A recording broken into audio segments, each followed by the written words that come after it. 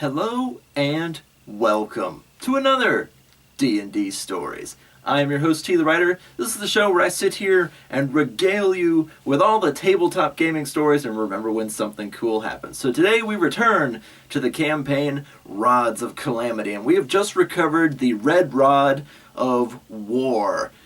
Now, I told you that the Rods of Calamity were kind of loosely based on the four horsemen of the apocalypse, but only in such that there's four of them and they cause a great number of bad things to happen. So the next rod on our list was called the Mercury Rod of Madness, which is aptly named because if you're holding something made of mercury, well, bad things are going to happen to your psyche anyway. So I got these two little scraps of paper to keep my thoughts in line, and we will keep going from where we left off. So we returned to Westgate, to Dawnhaven, and Davhand and Caleb are going to go out on the town, and they go to the nearest, biggest tavern they could find, because there's a bit of a schism in the party now, because, gotta say, Yak and Valfer have just kind of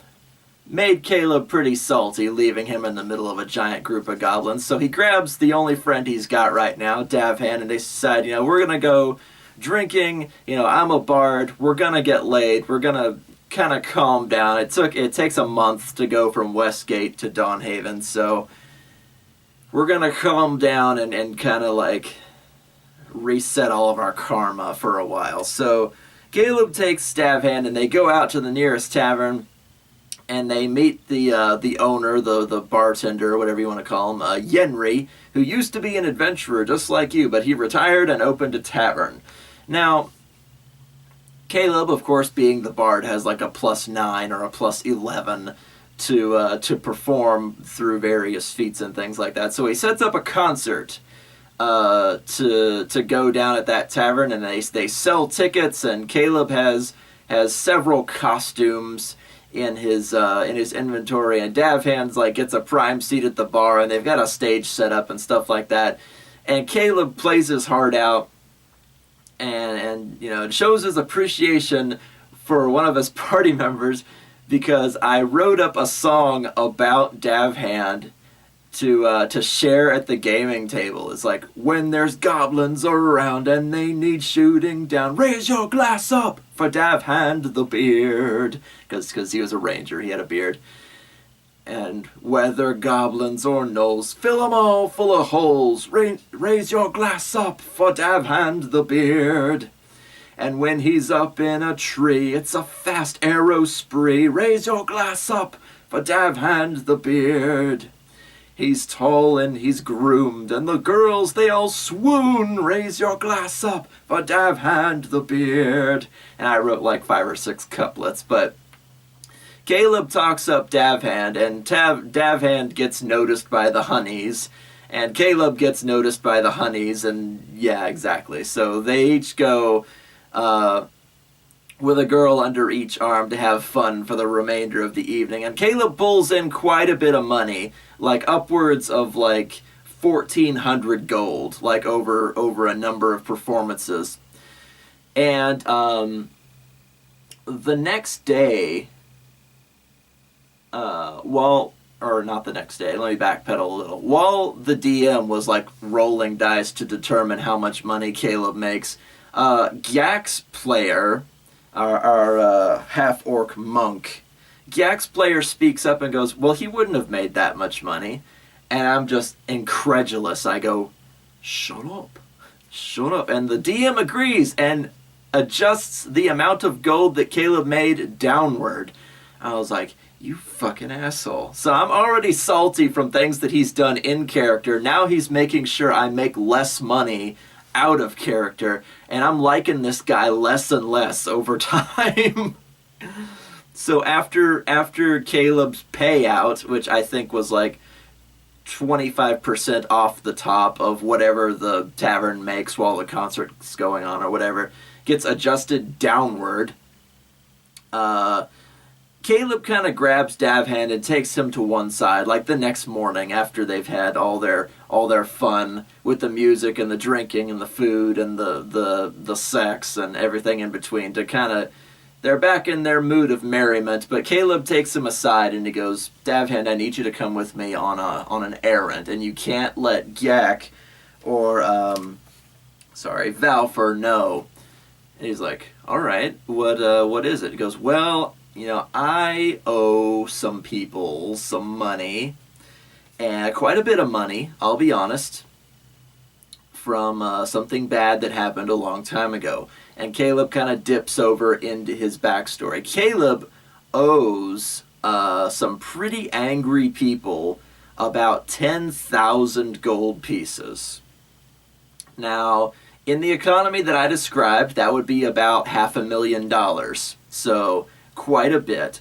And Caleb has somewhere in the neighborhood of 1,400 gold to his name after being paid for the concert. So he's decided that he's going to go and pay off a good chunk of his debt, but it is in a nastier part of town because Caleb is responsible for a tavern burning down at some point. Like, he threw a party so wild, got a bar so riled up that somebody kicked over something, or an oil lamp got kicked over or thrown somewhere, and the whole place burned down. Like, people died. But the only thing that they could really pin on him was the destruction of the tavern itself. So he was fined like 10,000 gold pieces to the folks that owned the place. And, having lost their livelihood, they kind of descended into the lower part of town of scum and thuggery, and it's not a good situation. So, of course, they would love to see Caleb hang high for this, but so long as he pays off his debt bit by bit, they can't touch him. So he brings Davhand along to make sure he doesn't get jumped, number one, with all his gold, number two, by the people that fucking hate his guts. So Davhand goes along, they go all the way down into, like, the poor end of town. It's Dawnhaven, it's the capital. Yes, there are bad neighborhoods. And they go into, like, a port side, like, lower end, scummy, salt-smelling tavern. And Caleb pays off a good chunk of his debt, like 1,200 gold pieces. He wants to keep some for the road, but he pays off like 1,200 gold pieces.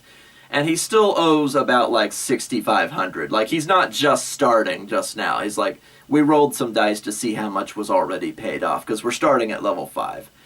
But after paying out, he still owes like 6,500 gold, so quite a bit still.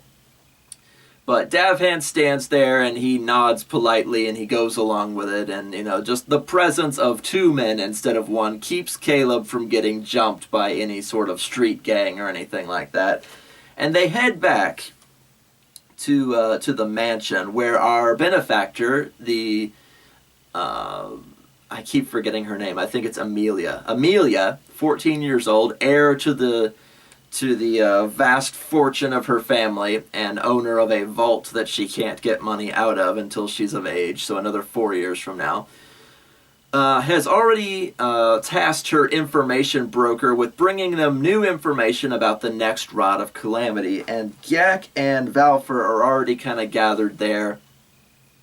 And Davhand and Caleb show up, and they all sit around and are like, okay, what's going on from here? And Amelia's information broker tells us that something really strange has been going on over at the sort of like the religious cul-de-sac, like the area where a bunch of almost like the Golden Circle was. It's an area with a lot of cathedrals, a lot of different churches that like live in the same neighborhood with each other.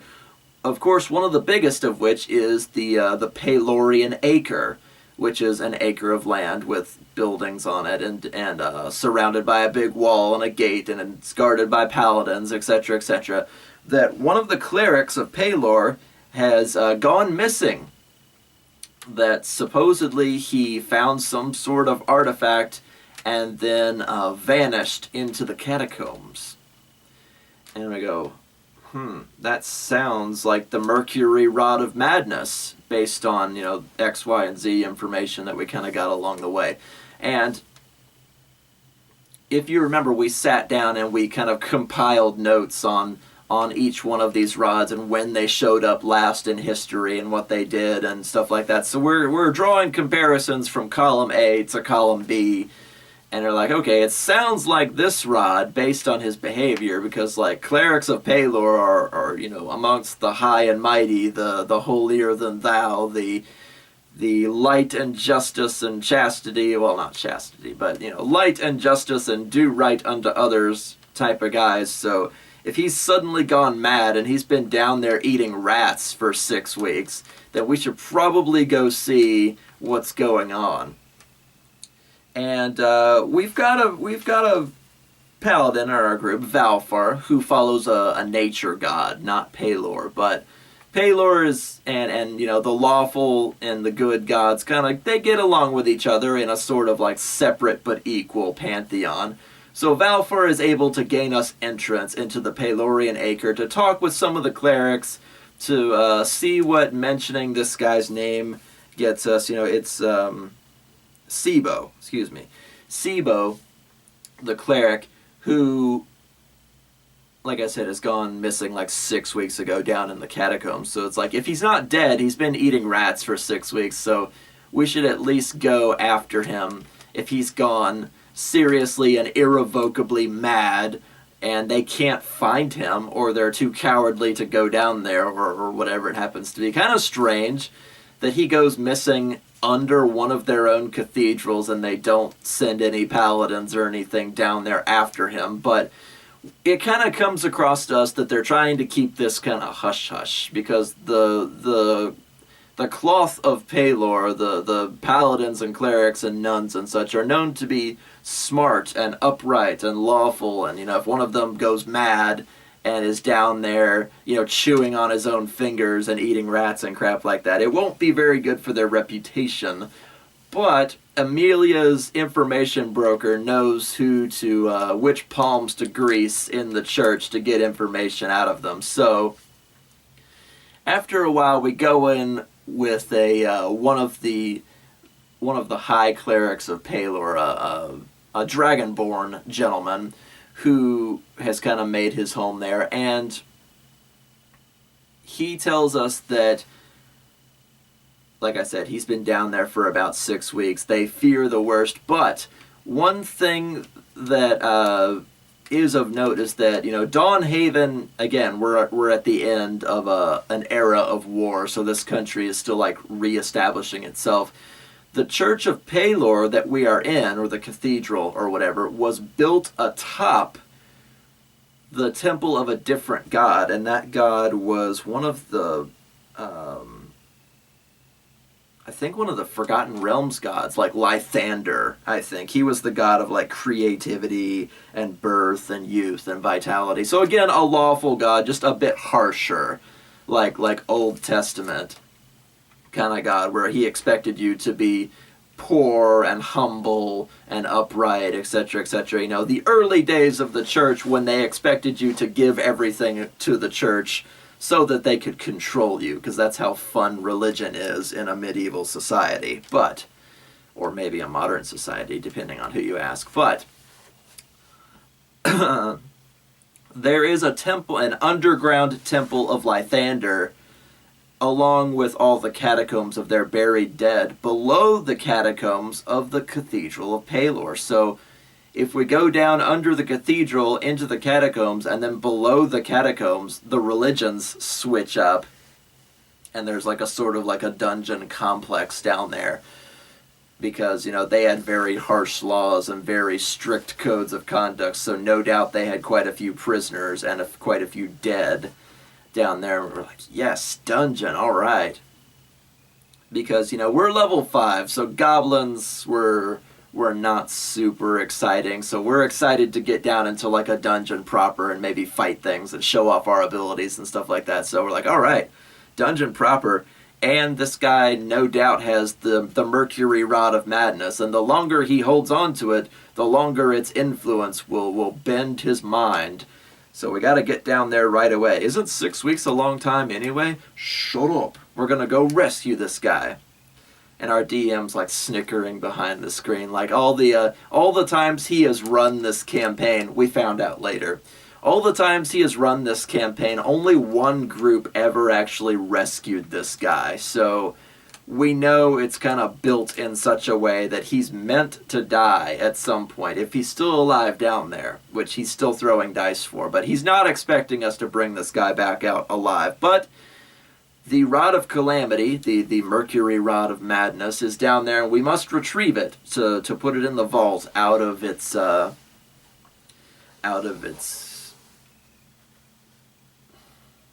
I don't know why I'm stumbling on my words today. Out of the public eye and into the vault where no one will ever see it again. So, we go down there, and we kind of figure out what kind of god Lythander is. Like I told you, very Old Testament, expects you to be, poor, give everything to the church, be humble, be without worldly possessions, etc., etc. Make yourself spiritually pure by giving up your earthly riches, etc., etc. But what we don't realize is how very, very literal this is. So we go in the first couple of rooms, and we get to like a place to like hang your cloaks and put on your Lythander holy symbols, and there's like cubby holes where people put their stuff, etc., etc. And we round the corner, and we come up to a wall of flame, like a magic wall of flame that's cutting the room in half. And Caleb kind of looks at his Lythander holy symbol that they picked up out of those rooms, like, I wonder. And he puts it around his neck, and I was like, Davhand, if I get burned, pull me back. So Caleb kind of stands sideways, and he goes, ha! And he sticks his arm through the fire. And the medallion of Lythander that he's wearing, he takes off the Perioft of Health. The amulet of Lythander protects him from the flames. He's like, oh, it doesn't hurt at all. All right. Hang on, let me go through and make sure it's safe. So, of course, the paladin doesn't go, and the monk doesn't go. They send the bard through first. Because, of course. And Caleb, walks through the flames, and finds out, there's no monsters waiting for us on the other end. They're like, okay, I'm through, everybody come through. And when everybody steps through, all of our money disappears. Like our money purses go empty. All of our gold and silver and copper, all of our gems gone.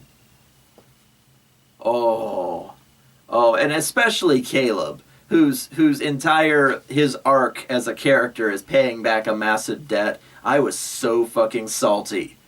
I was like, why? Why would you do that? And our DM's like, it's Lythander. He expects you to give up your mortal wealth, your mortal earthly goods and stuff to be spiritually pure. I was like, that's still bullshit.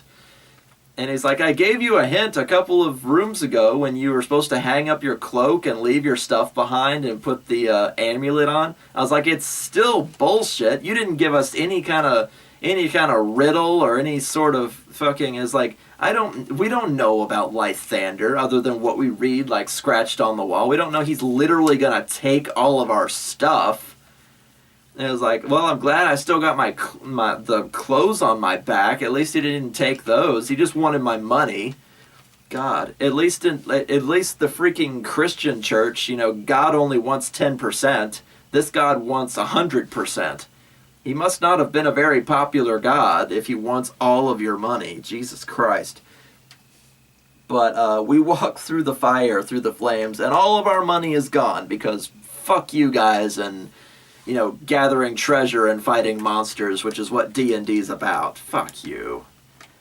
Yeah, I've gotten to the point, after like 16 years of playing D&D or however long it's been for me, I kind of consider my players like wallets to be like a safe space. Like if you find a dragon's hoard, I like to make sure my players can like go out and spend that money and buy new toys or buy new services or vehicles or whatever. Like I don't think I've ever actually robbed my players unless it's like a thief on the street, and you can chase that person down. Magical Wall of Flame, not so much, so we instantly lost all of our money. Fuck you. But, having realized that we were broke and more than a little salty at our DM now, we wander further on because we've got to find Sibo and the Mercury Rod of Madness, and perhaps we will settle up with the church later. And we go further in and we find that there is a ghostly dwarven guardian who carries twin sickles on long chains, you know, God of War, eat your heart out kind of thing. So we have a miniaturized like boss battle, and 4-on-1, it gets hairy, but not for very long. And we find out that Sibo, with the Mercury Rod of Madness, was able to squeak past this guy who guards the crypt and the lower catacombs. And we talk with this ghost for a while, and he spouts all the usual stuff you might expect. You know, none may enter who are not the loyal of Lythander. He's like, well, what about Sibo? Can we just go get him and retrieve him? None may pass me. He passed you. Shut up! So we fight him for a while, and he throws his sickles, and they hit Gak, I think it was, who tries to catch it, but it is in fact a ghostly weapon while there's a ghost wielding it. So it passes through his hands as he reaches out with like his high dexterity check to try and grab this thing out of midair. And we take a couple of chunks of damage, but ultimately, you know, the lance of lightning or whatever he's got, the throwing spear of lightning bolt or whatever it was that Gak had is more than enough to deal with this ghost as we basically dogpile onto it, you know, 4-on-1, who is he kidding? But, which I guess raises another point. If you're going to run a boss battle, you need to have at least a couple of guys running interference, because if it's 4-on-1, you know, the action economy is a thing. They will just focus fire it down.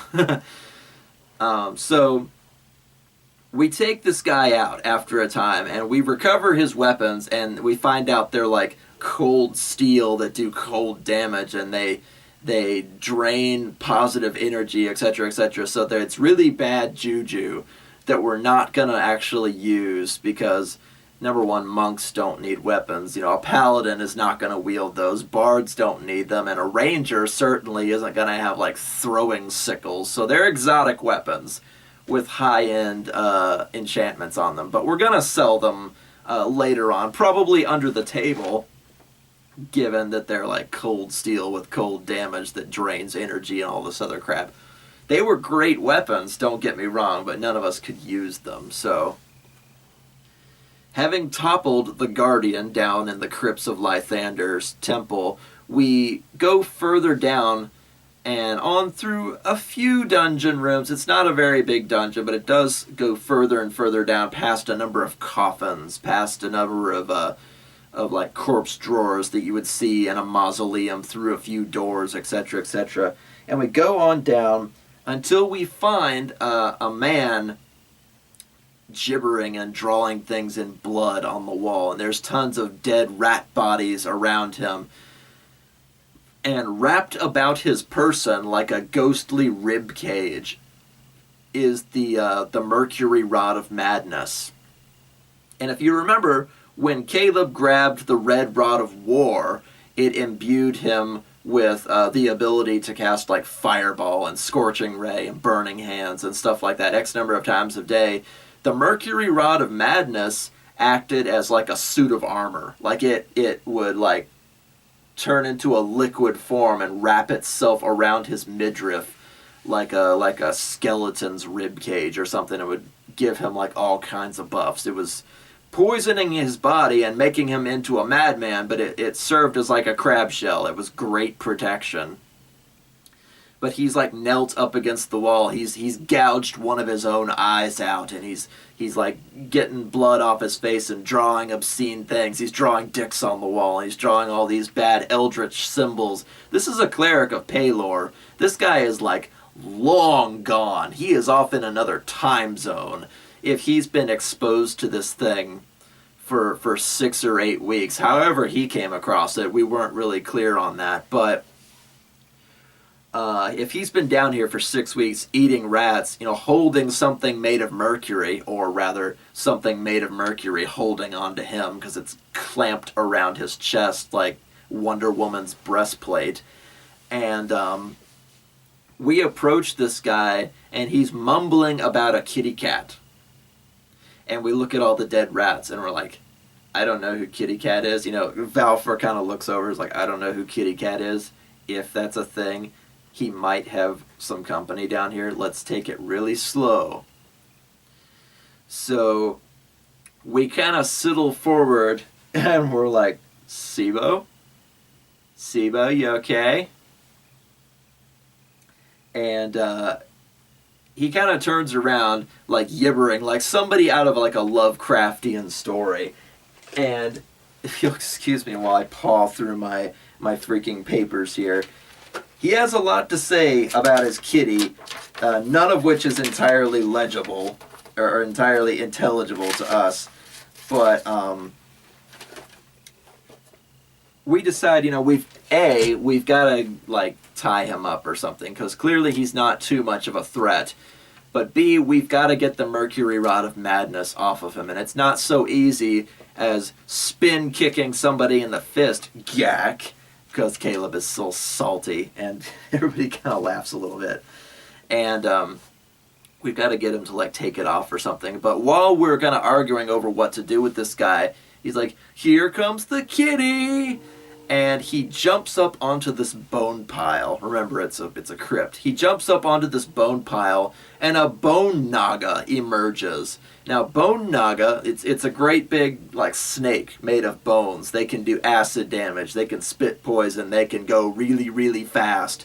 And he jumps up on it like he's riding a mount. And I was like, oh crap! It's like the Horseman from Karazhan. This is gonna be a bad end to our day.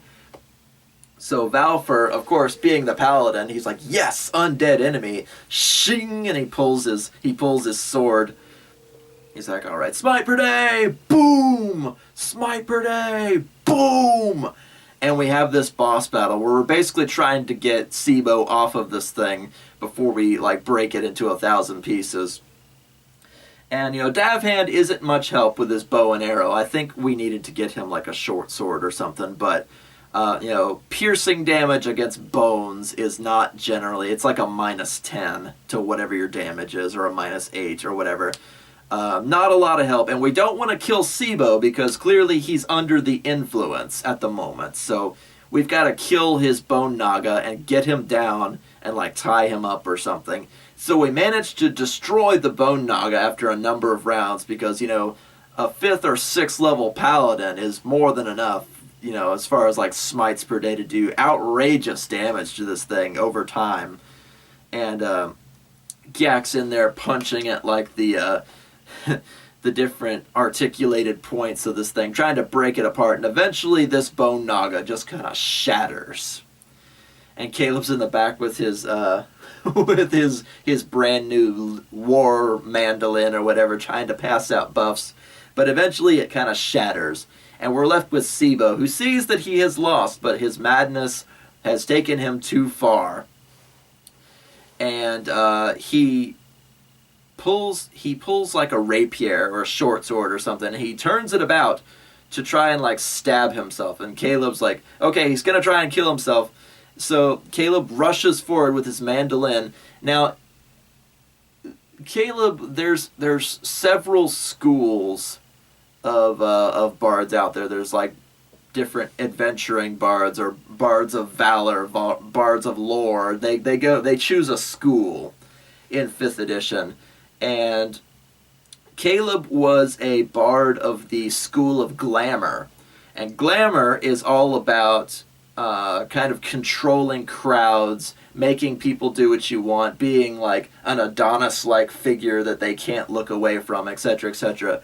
And a glamour bard, in all eventuality, gets an ability, which is very broken and overpowered, that once per day, they can compel a target to do something, almost like a gaze spell or a quest spell, where they have to obey you if they fail to save. The only thing is, the bardic ability from the School of Glamour doesn't have a saving throw. They cannot resist you. And you see how broken that is. Basically, Caleb tells him, all right, we need the Rod of Calamity. Disarm! And, you can only give them a one-word command, but they cannot resist you, because it literally says there is no saving throw, or there is no nothing for resisting it. So Caleb's like, disarm! And so Sibo, throws aside his sword, and he throws aside his rapier and any other weapons he's got on him. He throws them to the ground. But it only works so long as Caleb is concentrating, and it can only last for 60 seconds. It's like you can cast the command spell once every 5 seconds for 60 seconds or something like that, which if you've only got one target means you can basically control someone for a minute, which is vastly overpowered because they can't resist it. But that's a bardic ability for you. We're no good in combat and we can't disarm traps, but we can tell people what to do. So Caleb, he throws the stuff aside, but he doesn't remove the Rod of Calamity from his chest. It's still clamped around him like a breastplate. And Gak and Valfer are kind of nervous because every 5 seconds this guy tries to kill himself. He's having that "oh God, what have I done" moment. And Caleb's searching his mind, searching his mind. He's like, all right. And I'm kind of arguing with the DM because the Rod of Calamity, it's a weapon. You can't really construe it as anything else. But the Mercury Rod of Madness at the moment is equipped to him like a piece of armor. So telling him to disarm was not enough. So I was like, all right, I've got 19 more commands I can give him because he's the only one here. And the bardic song of the School of Glamour lasts for a minute. So I'm like, all right, how can I say this in one word? Disrobe. And the DM's like, shit. So Sibo reaches for the center of his chest, and the Rod of Calamity, its tendrils slowly come undone from his chest. And I was like, there's no saving throw. He can't resist this. And I can tell the DM's kind of bullshitted at me, but the Rod of Calamity reforms in his fist, and I was like, all right, disarm. And he throws it to the ground. So now he starts trying to take off his robe and take off his Pelorian vestments and stuff like that. And then he goes back, and again, this only lasts for 5 seconds a pop. So he goes right back to trying to kill himself. He's passed around the bend from the point of madness. Now he's suicidal. Enough bad things have happened. He's looking around him. There's a destroyed Bone Naga. He realizes he's been eating rats controlled by an evil artifact. He wants to die. But we're not going to let this happen. Valfer kind of steps forward with, and again, he was a paladin of a nature god. So he pulls up the Thorns spell, where all the vines and thorny tendrils kind of leap up out of the ground and wrap around this guy from all directions like rope. He's like, no, I want to die. Everything is horrible. Now I've been doing all these horrible things. I've killed people with this rod. He's going to need therapy and probably some magic cast on him so that he's not just a completely lost cause. And Caleb kind of steps forward again, and again, he's still got the one-word commands he could use. And I was like, okay, submit. Which I think in the books is they have to throw down their weapon and kneel, or they have to let you tie them up or something like that. It's a very, very simple command. He's like, okay, submit. So he kneels down, and the thorns and the vines kind of tighten around him to where he's no longer a threat to us or himself. And he's still missing an eye, which Valfer kind of steps forward and uses some of his divine channeling to heal that up. He can't grow the eye back, but he can stop the bleeding, so they could give him a glass eye or something like that. But this guy is just sobbing because he's come back around the bend to some glimmer of sanity and the things he has done, he wants to die so badly. And finally, Gyak has had enough. He's like, all right, I punch him out. Like, he's tied up, he's unarmed, he's naked. You know, there's nothing else we can really do with him so he doesn't kill himself. Well, boom! And we knock Sibo out, and he's just like, bleh. And we're like, all right, we got him. He's tied up, naked, submissive, unconscious, not bleeding out anymore. And we get like one of our burlap bags or twos, and we put the Rod of Calamity in there. And, you know, once we're sure he's unconscious, Valfer, like, waves his hand and all the vines go away, and we use just like an actual rope so we can take him somewhere. So we tie his wrists behind his back, and we tie him up, and Gat kind of throws him over his shoulders like, all right, we got him, mission accomplished. And we're like, yeah, we did. Nobody got Julius Caesared. We didn't have to rescue 40 people. We got the one guy. We got the rod. Best not to mention the Rod of Calamity to the church, though, because they might not let us keep it. So we're just going to say some madness struck him or some illness, and he needs to be cared for in the medicinal sense. You know, and we're like, yeah, we probably shouldn't tell a cathedral full of Pelorian paladins that we are carrying one of the unholiest artifacts imaginable in our bags. So we go back out, and we deliver Sibo to his friends and to the paladins, and of course they rush him to the medical wing. Dude's gonna have PTSD for miles. Excuse me. He's gonna be just a raving, stalking lunatic, but they've got holy magic for that. They've got potions for that. They can cure him out of at least most of what's going on. It's going to take a few months to get this guy back to some semblance of sanity, but they're, you know, this is their base. This is their home. They're going to take care of him. They're going to make sure he doesn't kill himself. They're going to give him a glass eye, all that good stuff. So he is taken care of. So we were, however many times, I don't remember what the DM said, out of all the times that he had run this campaign, we were only the second group to ever successfully rescue Sibo, partially because of Caleb's overpowered bullshit, School of Glamour ability. But, you know, if Valfer had not had those vines to tie him up, like if he wasn't like a nature god paladin, we would not have caught him before he just ran over and grabbed his own sword and stabbed himself in the head, because there was already a hole there. It wouldn't have taken much. But, you know, they shower us with affection and blessings and a little bit of money, etc., etc. And we don't mention the Mercury Rod of Madness, nor do we touch it, because we found out what happens when you touch a Rod of Calamity with your bare hands. Caleb is a living example of that. And we go back to base, back to Amelia's manor, wherein she opens up the vault. We take it downstairs, we open up the vault, and we put it in there.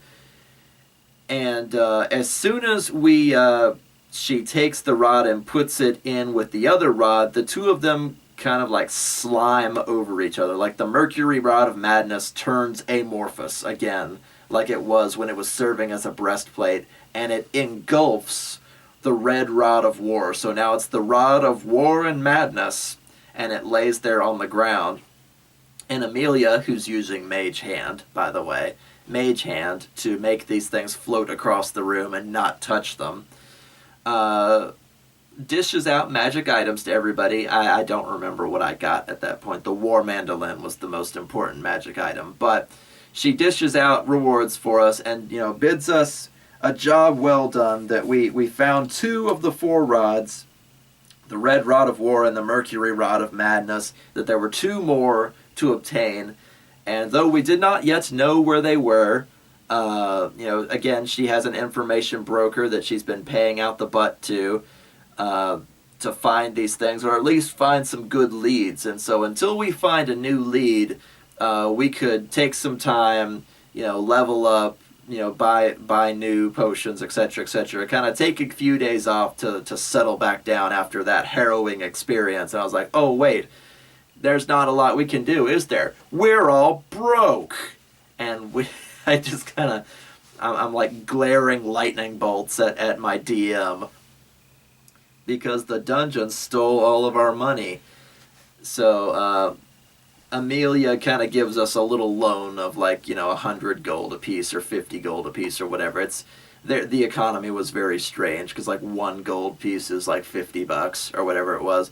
But she gives us a little bit of money, and the Pelorian Acre gave us money for bringing their friend back alive, etc., etc., and for keeping things on the down low because, again, they didn't want the public to know. So we recover a little bit of money, not nearly as much as we had that wall of fire stole from us. And fuck you, Ben, by the way. Fuck you. You don't just say, oh, by the way, all your money's gone. Fuck you. But that was where our adventure kind of came to a stop for the moment. There were 2 more Rods of Calamity to gather, but 2 of them were safe in the vault, although it was very worrying that when we brought them together, they combined with each other. So we will have to worry about that later. We are locking these things away, after all. And by and large, our benefactor seems to be on the up and up, as does her caretaker and the information broker. So we're not heading for a benefactor betraying you sort of end. And I was like, Ben, is this where this is going? And he's like, no, trust me. And I was like, all right, don't steal our money anymore, fucker.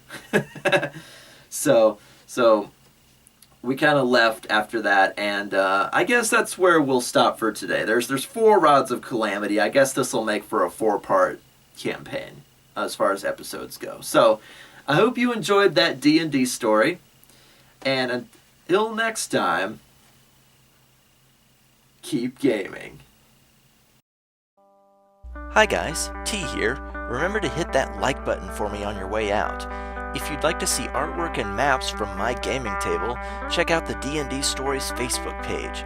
Also, I have a Patreon if you'd like to toss a few gold pieces into your humble bard's hat. Links in the description below. Keep gaming!